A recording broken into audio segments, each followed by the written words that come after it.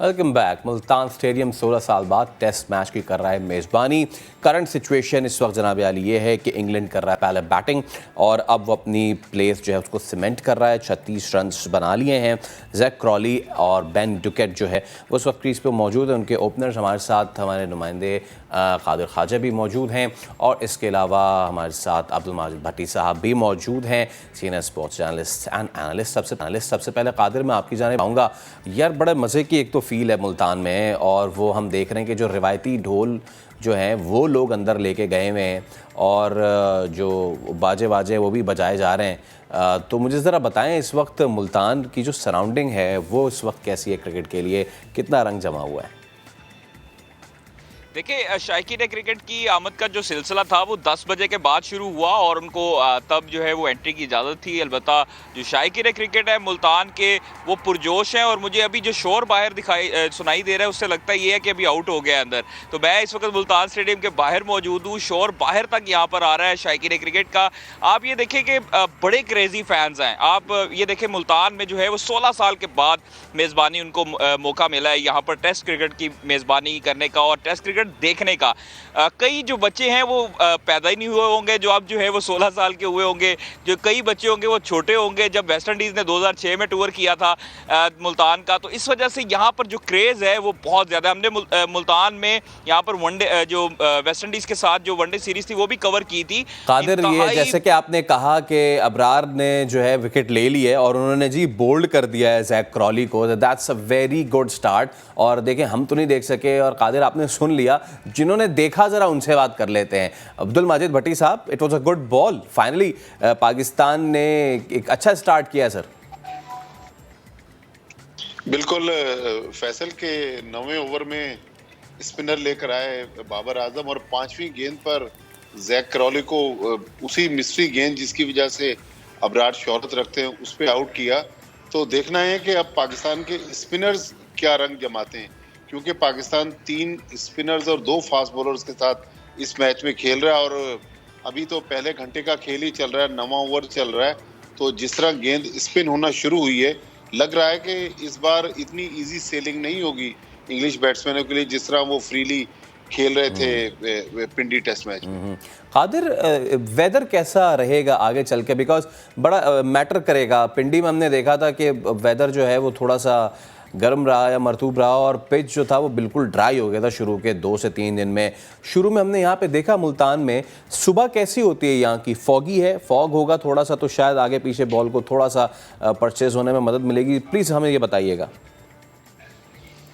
देखिए, गुज़श्ता रोज़ जो बाबर आजम की प्रेस कॉन्फ्रेंस थी उसमें यही कहा गया था बाबर आजम की तरफ से कि मौसम जो है वो काफ़ी फोगी हो सकता है। और आज जिस तरह हमने जब सुबह का आगाज़ किया उसको अगर जब हम स्टेडियम आने लगे थे तो बिल्कुल फोग नहीं थी और अभी जो है वो सूरज अपनी आबोताब से निकला हुआ है मुल्तान में और कोई जो है वो फोग के आसार नहीं दिखाई दे रहे। अलबत्ता मौसम जो है वो ठंडा है और रात को भी जो है वो ठंड होने शुरू हो जाती है, सुबह भी अर्ली मॉर्निंग में भी ठंड होती है। अलबत्ता जब सूरज आता है उस वक्त जो है वो मौसम बेहतर हो जाता है और प्लेइंग कंडीशन के लिहाज से, टेस्ट क्रिकेट के लिहाज से ये बेहतरीन मुल्तान का वेदर है जिसमें आज जो है वो पाकिस्तान और इंग्लैंड की टीमें खेल रही हैं।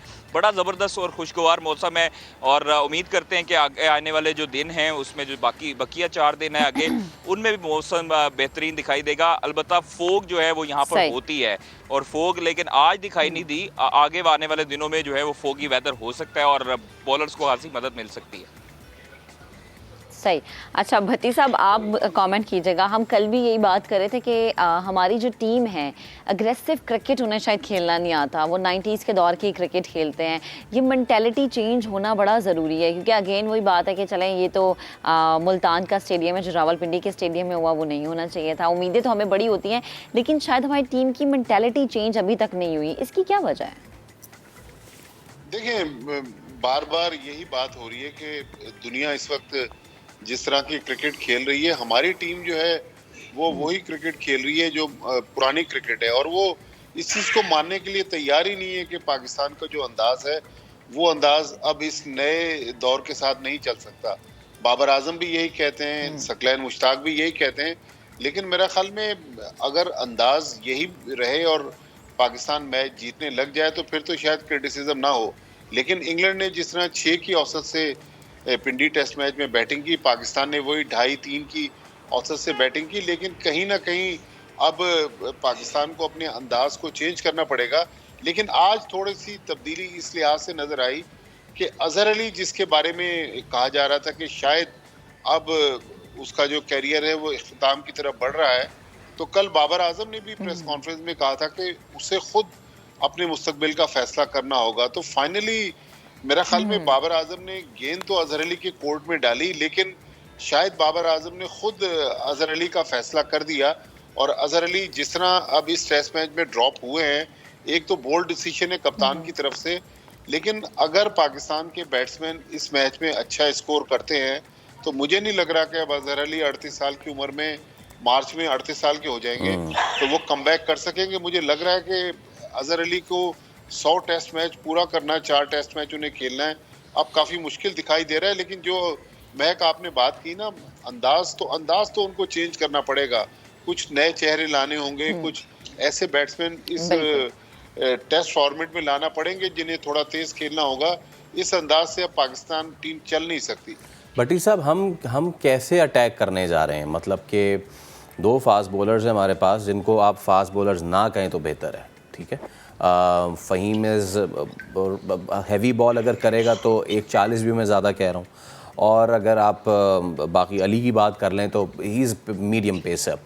Are we going to attack with spin only, या फिर जैसी हमने कैप्टनसी देखी स्टोक्स की कि वो पता नहीं फील्ड के साथ खेल रहे थे, वो लोगों के बैट्समैनों के माइंड के साथ खेल रहे थे, हमें वो एलिमेंट लाना पड़ेगा, वरना सिर्फ स्पिन के साथ we are not going to be that useful.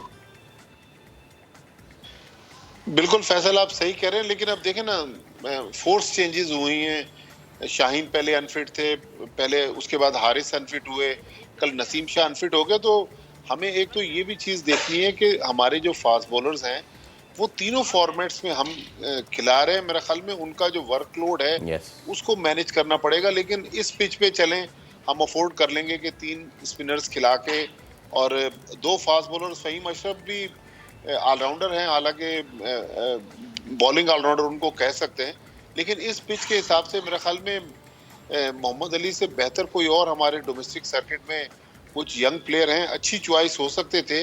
लेकिन शायद थोड़ी सी हमारी अप्रोच ऐसी है कि हम चाह रहे हैं कि किसी तरह स्पिन के जाल में फंसा दे। लेकिन पाकिस्तान का देखें, इम्तहान जो है वो पाकिस्तान की बैटिंग का भी है। अगर इंग्लैंड 250-300 रन कर देता है तो पाकिस्तान को इस पिच पे, मुल्तान की पिच पर चौथी इनिंग्स खेलनी होगी, और चौथी इनिंग्स खेलना जिस तरह अभी अबरार ने बोल्ड किया ज़ैक क्रॉली को, आसान नहीं होगा। तो इम्तहान पहले पाकिस्तान की बॉलिंग का है, लेकिन असल आजमाइश जो है वो पाकिस्तान की बैटिंग की होगी। सही, ठीक। अच्छा कादिर, आप मुझे बताएं, हमने देखा कि वर्ल्ड कप से लेकर अब तक बहुत सारी इंजरीज हमारे सामने भी हुई, हमने रिपोर्ट भी की, इस बारे में आपने हमें अपडेट भी किया, तो ज़रा बताएं कि शाहीन, नसीम और हारिस की अभी क्या अपडेट? शाहीन शाह अफरीदी ने गुज़श्ता रोज़ जो है वो नेशनल हाई परफॉर्मेंस सेंटर में रिहैब शुरू कर दिया था। हारिस रऊफ का जो है वो अभी उनको टाइम लगेगा, और उनसे तीसरे टेस्ट मैच से पहले जो है उनको परखा जाएगा और फिर अंदाज़ा लगाया जाएगा कि हारिस रऊफ तीसरा टेस्ट मैच खेल सकते हैं या नहीं। नसीम शाह की जो है वो गुज़श्ता रोज़ हमने खबर ब्रेक की थी कि दाएँ कंधे में जो है उनको दर्द महसूस हो रहा था, तो इसलिए हम लोग पहले कहते रहे हैं, जब टीम मैनेजमेंट इन तमाम बॉलर्स को कहती रही है कि आप लोग अपना वर्कलोड डिवाइड कर लो, आप लोग रेस्ट कर लो, इसी तरह मोहम्मद रिजवान, इनको भी टीम मैनेजमेंट मुतअद्दिद मरतबा कह चुकी है कि आप अपना वर्कलोड डिवाइड कर लें। सरफराज हैं, उनको मौका दे देते हैं, आप थोड़ा सा रेस्ट कर लें, लेकिन कोई भी अपनी जगह छोड़ने को तैयार नहीं होता। इनसिक्योरिटी होती है शायद, इस तरह से गुज़श्ता रोज़ भी शायद अफरीदी साहब ने भी यही कहा था कि कुछ प्लेयर्स ऐसे होते हैं जिनको इनसिक्योरिटी होती है। तो आप ये देखिए कि ये अपना वर्कलोड मैनेज नहीं करते, जिसकी वजह से अब इंजरी का शिकार हो गए। हमारे तीनों मेन फास्ट बॉलर हैं पाकिस्तान टीम के, जो इस वक्त बाहर बैठे हुए हैं, और अब जो है वो हम रिजर्व खिलाड़ियों से काम चला रहे हैं। तो आप ये देखें, पाकिस्तान इंग्लैंड की काफ़ी इंपॉर्टेंट सीरीज़ थी। उसके लिए हम जो है वर्ल्ड टेस्ट चैंपियनशिप के हम फाइनल के लिए हमने जगह बनानी थी, लेकिन अब जो है वो मुश्किल होती दिखाई दे रही है ये सीरीज़ भी, क्योंकि मोहम्मद अली जो है उनके ऊपर इन्हिसार है फास्ट बॉलिंग का।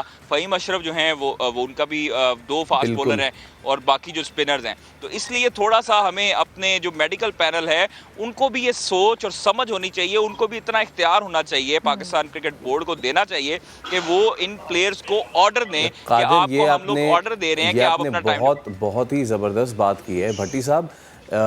लोड मैनेजमेंट आपने देखा अभी इंडिया में क्या हाल हुआ है, और वहाँ पे तो जितने ग्रेड्स हैं सुनील गावस्कर से लेकर कपिल देव तक, सब जो है वो इस वक्त आईपीएल पे बरस रहे हैं। लेकिन सर ये सिचुएशन तो अब हमारे साथ हो गई है। कादिर बड़ी ज़बरदस्त चीज़ निकाल के लाएं कि मैनेजमेंट की तरफ से कहा जा रहा है कि भाई आप कर लें रेस्ट या अपना मैनेज कर लें load, they are not doing it. ये अब शायद भट्टी साहब अभी तो ये कर जाएं सर्वाइव इस मामले में कि अभी तो उनको किसी और को जगह ना दें कि कोई उनकी जगह ना ले ले, लेकिन आगे जाके लंबा अगर ये इंजर हुए तो फिर इनकी तो जो जगह है वो पक्की गई। देखिए फैसल, बिल्कुल आपने सही बात कही है कि वर्कलोड तो इनको मैनेज करना, लेकिन मसला ये है कि ये 20-22 खिलाड़ी हैं जिसके गिर्द पाकिस्तान की टीम घूम रही है। उसमें से 2-4 लड़के टेस्ट मैच में बाहर हो जाते हैं, 2-4 वनडे या टी20 की टीम में अंदर आ जाते हैं। तो मेरे ख्याल में या तो हमारे पास उस क्वालिटी के प्लेयर नहीं है जो माजी में आप देखें कि बड़े बड़े प्लेयर्स जो हैं वो पाकिस्तान टीम में जगह बनाने की कोशिश करते थे, उनको जगह नहीं मिलती थी। लेकिन अब रिसेंट जो हमने टैलेंट देखा है और जो पाकिस्तान की जूनियर टीमों के साथ लोग काम कर रहे हैं, उनका भी कहना है कि इस वक्त हमारी अंडर-19 टीम, अंडर-16 टीम, उसमें इतने क्वालिटी प्लेयर नहीं है। लेकिन जाहिर है रमीज राजा खुद पीसीबी के चेयरमैन के साथ साथ फॉर्मर कप्तान भी है। वो तो कहते हैं कि जितनी मैं क्रिकेट समझता हूँ शायद कोई और नहीं समझते। तो फिर रमीज राजा को चाहिए कि वो इन मामलात को देखें कि किस तरह इन लड़कों को आराम भी देना है और मौका भी देना है। कुछ लड़के अभी भी हमारे पास इनसे बेहतर क्वालिटी के हैं, लेकिन मसला है कि अगर आपका इनके साथ मिजाज नहीं मिलता, हम ख्याल ग्रुप से उनका ताल्लुक नहीं है, तो उनको टीम में शामिल नहीं किया जाता। तो इसमें काफ़ी सोचो विचार की ज़रूरत है। लेकिन एज ए पीसीबी चेयरमैन और as a former captain Ramiz Raja को चाहिए कि वो ड्राइविंग सीट पर आएँ, मेडिकल पैनल से बात करें, टीम मैनेजमेंट से बात करें। लेकिन जिस तेज़ी के साथ हमारे फास्ट बॉलर अनफिट हुए हैं और हमने अभी मसरूफ सीज़न खेलना है, इस साल हमने होम सीरीज न्यूजीलैंड के खिलाफ खेली है, एशिया कप खेलना है, फिर 50 ओवर का 50 ओवर का वर्ल्ड कप भी हमने अगले साल खेलना है। तो पाकिस्तान का काफी बिजी सीजन है। अगर प्लेयर इस तेजी के साथ अनफिट हो गए तो फिर तो आखिर में पाकिस्तान अंडर 19 वाले जो है वो मेंस वर्ल्ड कप खेल रहे होंगे। अल्लाह ही खैर करेगा। टूट का शिकार है, तो इसमें सोचो विचार की बहुत सख्त जरूरत है। ठीक है भट्टी साहब, thank you so much. Qadir Khawaja आपका भी बहुत शुक्रिया। फर्स्ट इज अंडर वे और 1 विकेट तो हासिल कर लिए, लेकिन अब जो इंग्लैंड के एक ओपनर थे वो उन्हीं बॉलर यानी अबरार को ही अटैक कर रहे हैं।